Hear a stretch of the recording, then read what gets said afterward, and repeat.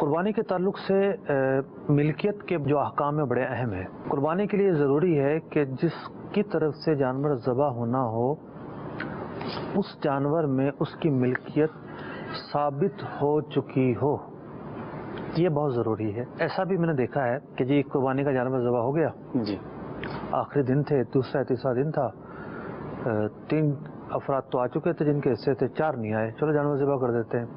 گوشت بنا لیا، گوشت بنانے کے بعد تھیلیاں رکھ دی، ایک صاحب آئے جی حصہ ہے، ہاں حصہ ہے، یہ تھیلی لے لو۔ اب ہوا یہ کہ 3 افراد کے حصے بک ہو چکے تھے، بقیہ کے نہیں ہوئے تھے، جی تو انہیں یوں تھیلی اٹھا کر دے دینا، یہ قربانی نہیں ہوئی۔ جی اور نہ ہونے کی وجہ یہ ہے، جانور جب خریدا گیا تو یہ ضروری ہے کہ اس جانور کی خریداری کسی بھی مرحلے پہ ہوئی ہو، جی لیکن ذبح سے پہلے جس کے نام سے قربانی ہونی ہے اس کی ملکیت ثابت ہو جائے۔